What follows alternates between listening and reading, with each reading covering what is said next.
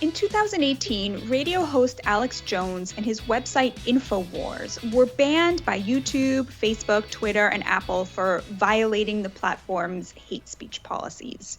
Associate editor at Reason, Liz Wolfe, writes that these social media platforms are now preventing the promotion of a documentary about Jones called Alex's War as well.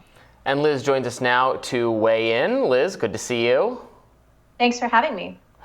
So what is going on with the Alex's War documentary? Obviously, we talked about it, I think, on the show a little bit last week, where we talked about Gawker at least claiming that Thomas Chatterton Williams was at an event he wasn't even at, which it would have been fine to be at the event because it was a screening. It wasn't like a pro-Alex Jones rally. It was a screening of this documentary about Alex Jones.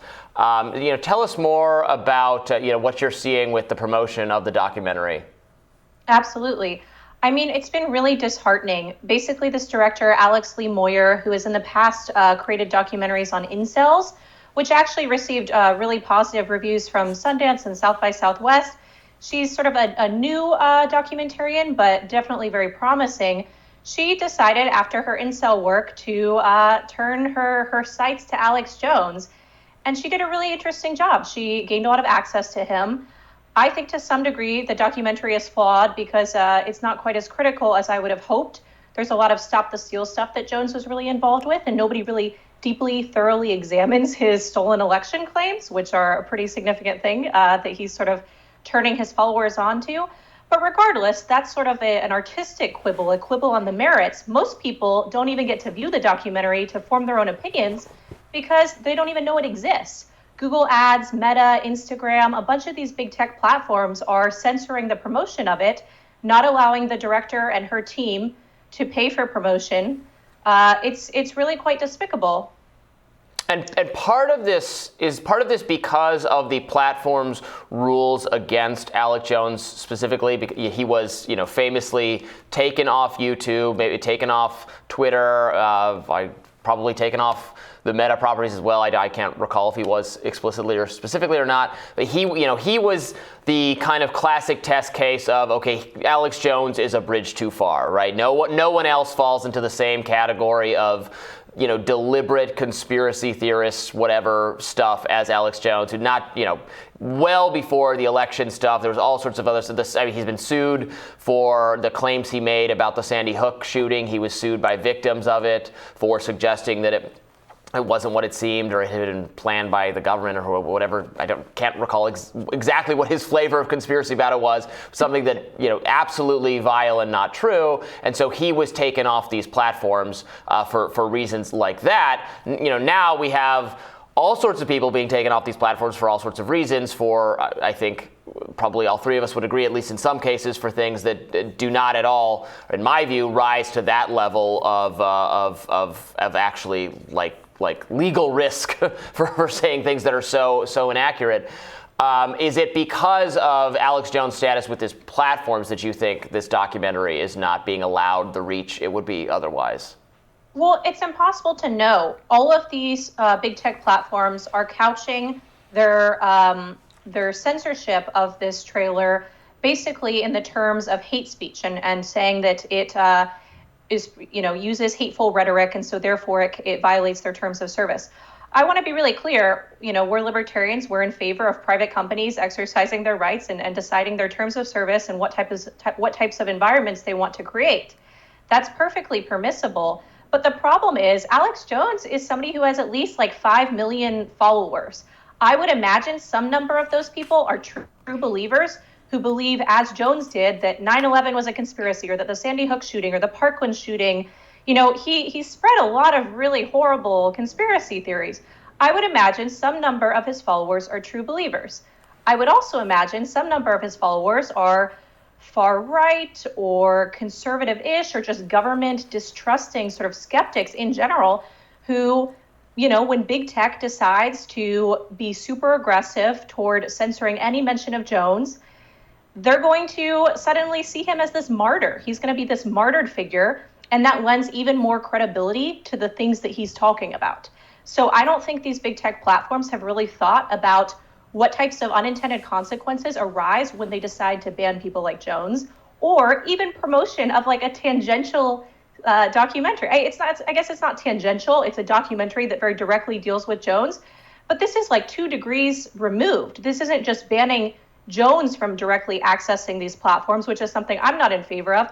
This is also banning or making it very difficult for a documentary maker to make a documentary that is critical of her subject.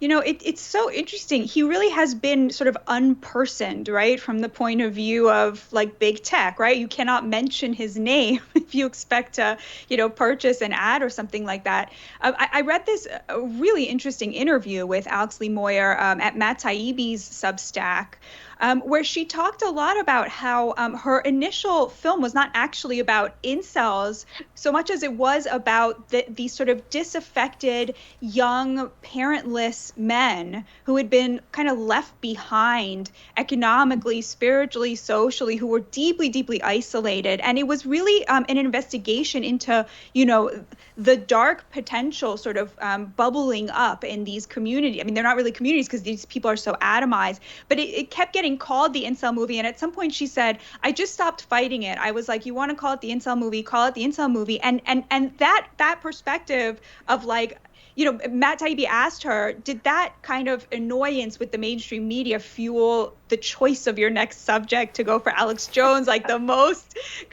out there person? And she was like 100%, so in a way, I guess my question is just trying to steelman this a little bit. She chose her subject from a position of like trolley peak, right? Which was totally justified, by the way. I mean, I think the earlier film is very, very important and was obviously, like you said, initially got a lot of positive press, and then then the Twitter sphere turned on it, right? But so in that sense, having chosen a subject that one knows has this all of this baggage, right? And then going into the film, I haven't seen it, but I believe you when you say she doesn't push back on a lot of his claims, like steelmanning it a little bit, like isn't there a little bit of sort of like that? Wasn't this a little bit of a symbiotic episode rather than right? Like there's 2 players here, and they're both sort of getting what they want. I mean, this film is now going, like you said, going to have that status of martyrdom because it has been censored in this way. And so, I don't know. Respond to that. I'm curious what you think about that. Are you basically implying that to some degree it's premeditated, or it's expected, or it's part of the promotion?